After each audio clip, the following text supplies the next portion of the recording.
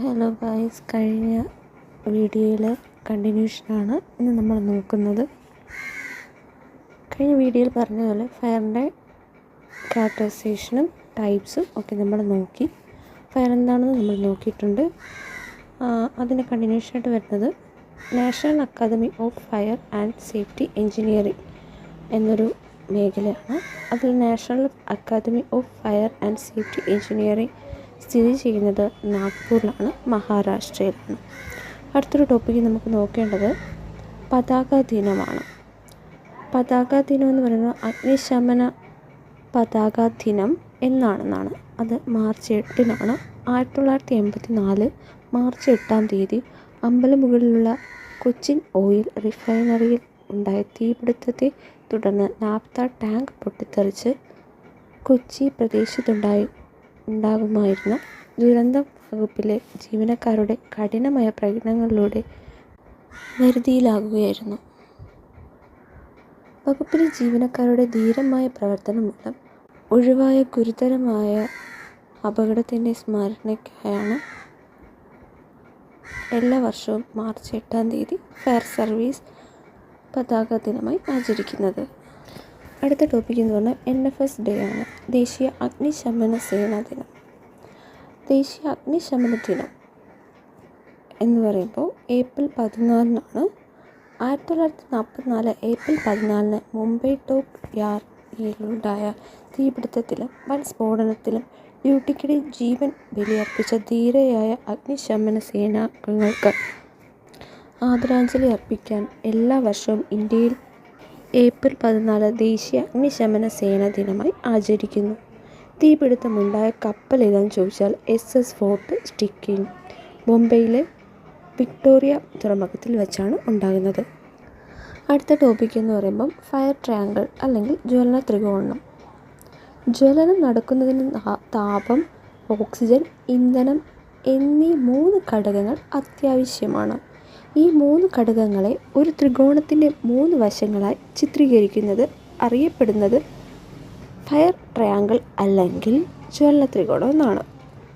ഏതെങ്കിലും ഒരു വശമില്ലെങ്കിൽ ത്രികോണം ഇല്ലാത്തതുപോലെ ഈ മുന്നിൽ ഒന്നിൻ്റെ അഭാവത്തിൽ ജ്വലനം സാധ്യമല്ല. ജ്വലനത്തിൻ്റെ ഘടകങ്ങളായ ഇന്ധനം, ഓക്സിജൻ എന്നിവ ആവശ്യമായ അളവിൽ ഉണ്ടെങ്കിലും പര്യാപ്തമായ അളവിലുള്ള താപം ലഭിക്കുമ്പോൾ മാത്രമേ ജ്വലനം ആരംഭിക്കുകയുള്ളൂ. അടുത്ത് നമുക്ക് നോക്കേണ്ടത് താപത്തിൻ്റെയും ജ്വലനത്തിൻ്റെയും രസതന്ത്രം അല്ലെങ്കിൽ chemistry of heat and combustion.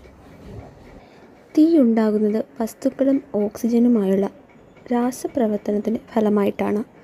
ഒരു വസ്തു മതിയായ താപത്തിൻ്റെ സാന്നിധ്യത്തിൽ ഓക്സിജനുമായി പ്രവർത്തിച്ച് താപമോ പ്രകാശമോ ഉണ്ടാകുന്ന രാസപ്രവർത്തനത്തെയാണ് ജ്വലനം അഥവാ കമ്പഷൻ എന്ന് പറയുന്നത്. സ്വതസിദ്ധമായ ജ്വലനം അഥവാ സ്പോണ്ടേനിയസ് കമ്പഷൻ. ഒരു വസ്തുവിനുള്ളിൽ രാസപ്രവർത്തന ഫലമായി ചൂടുണ്ടാകുകയും ക്രമേണ ചൂട് വർദ്ധിച്ച് വസ്തു സ്വയം കത്തുകയും ചെയ്യുന്ന പ്രതിഭാസത്തെയാണ് സ്വതസിദ്ധമായ ജ്വലനം അഥവാ സ്പോണ്ടേനിയസ് കമ്പഷൻ. നനവുള്ള വൈക്കോൽ കൂട്ടിയിട്ടിരുന്നാൽ ഈ രീതിയിൽ സ്വയം കത്താൻ കാരണം സൂക്ഷ്മജീവികളുടെ ജീർണന പ്രവർത്തനം മൂലം താപം ഉണ്ടാകുന്നതിനാലാണ്. ചിലതരം എണ്ണകളും കൊഴുപ്പുകളും അന്തരീക്ഷത്തിൽ നിന്നും ഓക്സിജൻ ആഗിരണം ചെയ്ത് രാസപ്രവർത്തനം നടന്ന് ചൂടുണ്ടായി സ്വയം കത്താൻ സാധ്യതയുണ്ട്. കൽക്കരിയിൽ ചെറിയ അളവിൽ കാണുന്ന പൈറൈറ്റീസ് ഓക്സിജനെ ആഗിരണം ചെയ്ത് രാസപ്രവർത്തനം നടത്തുന്നതിൻ്റെ ഫലമായി കൽക്കരി സ്റ്റോറുകളിലും ഖനികളിലും തീപിടുത്തം ഉണ്ടാകുന്നതും സ്പോണ്ടേനിയസ് കമ്പഷന് ഉദാഹരണങ്ങളാണ്. അടുത്ത് താപധാരിത, ഹീറ്റ് കപ്പാസിറ്റി. ഒരു വസ്തുവിൻ്റെ ഊഷ്മാവ് 1 ഡിഗ്രി ഉയർത്തുന്നതിനാവശ്യമായ താപത്തിൻ്റെ അളവാണ് താപധാരിത. അതിൻ്റെ unit joule per degree Celsius എന്നാണ്. അടുത്ത് വിശിഷ്ട താപധാരിത, സ്പെസിഫിക് ഹീറ്റ് കപ്പാസിറ്റി.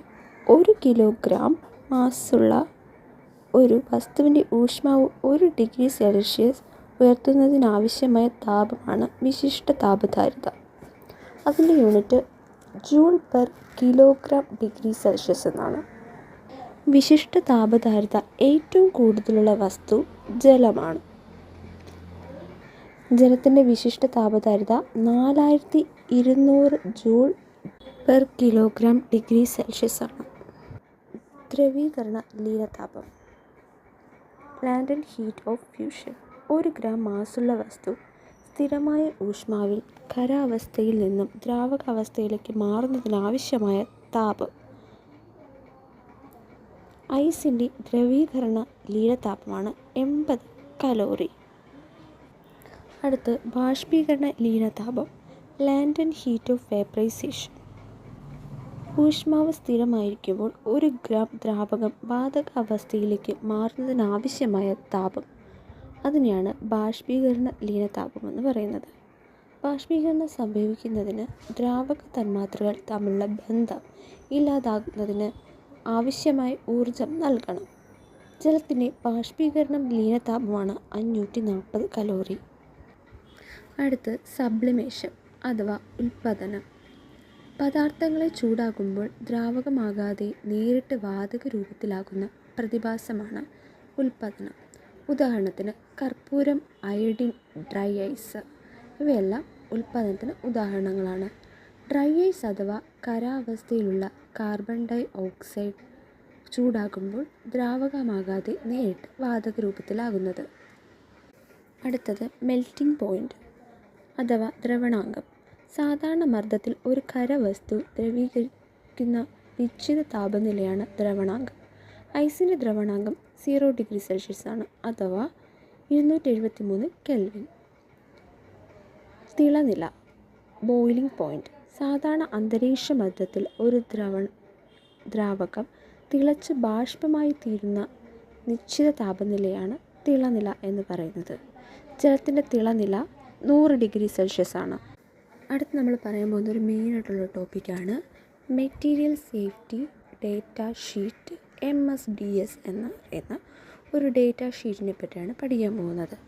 ഒരു മെറ്റീരിയൽ സേഫ്റ്റി ഡേറ്റ ഷീറ്റ് എന്നത് അപകട സാധ്യതകളെക്കുറിച്ചും ആരോഗ്യം, തീ, പ്രതിപ്രവർത്തനം, പരിസ്ഥിതി, രാസ ഉൽപ്പന്നങ്ങൾ എങ്ങനെ സുരക്ഷിതമായി പ്രവർത്തിപ്പിക്കാം തുടങ്ങിയ വിവരങ്ങൾ അടങ്ങുന്ന ഒരു രേഖയാണ് MSDS എന്ന് പറയുന്നത്.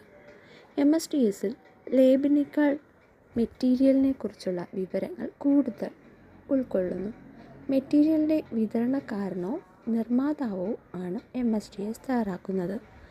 ഉൽപ്പന്നത്തിൻ്റെ അപകട സാധ്യതകൾ എന്തൊക്കെയാണ്, ഉൽപ്പന്നം എങ്ങനെ സുരക്ഷിതമായി ഉപയോഗിക്കണം, ശുപാർശകൾ പാലിച്ചില്ലെങ്കിൽ എന്താണ് പ്രതീക്ഷിക്കേണ്ടത്, അപകടങ്ങൾ സംഭവിച്ചാൽ എന്തു ചെയ്യണം എന്നീ ഭൗതിക വിവരങ്ങൾ ഇതിൽ ഉൾക്കൊണ്ടിരിക്കുന്നു. മെറ്റീരിയലിൻ്റെ രാസഗുണങ്ങൾ, അപകട സാധ്യതകളുമായി ബന്ധപ്പെട്ട അടിയന്തര നടപടിക്രമങ്ങൾ എന്നിവ ഉൾപ്പെടുത്തിയിരിക്കുന്നു. രാസവസ്തുക്കൾ, രാസസംയുക്തങ്ങൾ എന്നിവയെക്കുറിച്ചുള്ള വിവരങ്ങൾ അടങ്ങിയിരിക്കുന്നു. പ്രാഥമികമായി അപകടകരമായ രാസപദാർത്ഥങ്ങൾ ഉപയോഗിച്ച് ജോലി ചെയ്യുന്ന ഉദ്യോഗസ്ഥരുടെ ഉപയോഗത്തിനായാണ് MSDS തയ്യാറാക്കുന്നത്. ഓരോ 3 വർഷത്തിലും MSDSലെ ഡേറ്റകൾ അപ്ഡേറ്റ് ചെയ്യേണ്ടതാണ്. പക്ഷേ മെറ്റീരിയലിനെ കുറിച്ച് പുതിയതായി വിവരങ്ങൾ ലഭ്യമായാൽ ഈ ഡാറ്റ അപ്ഡേറ്റ് ചെയ്യേണ്ടത് അത്യന്താപേക്ഷിതമാണ്. മെറ്റീരിയൽ ഡേറ്റ ഷീറ്റിൽ 9 മുതൽ 16 വരെയുള്ള വിഭാഗങ്ങൾ അടങ്ങിയിരിക്കുന്നു. ഓരോ രാജ്യത്തിലും MSDSൻ്റെ ഫോർമാറ്റ് വ്യത്യാസപ്പെടുന്നു.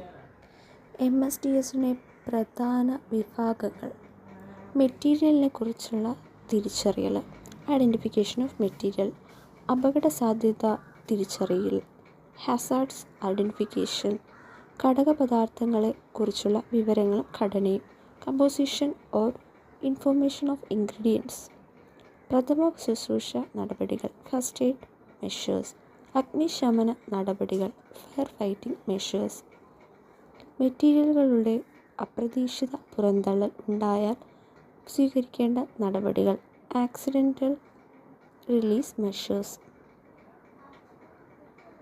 കൈകാര്യം ചെയ്യലും സംഭരണവും, ഹാൻഡ്ലിംഗ് ആൻഡ് സ്റ്റോറേജ്, സമ്പർക്ക നിയന്ത്രണങ്ങൾ അഥവാ വ്യക്തിഗത സംരക്ഷണം, exposure controls or personal protection.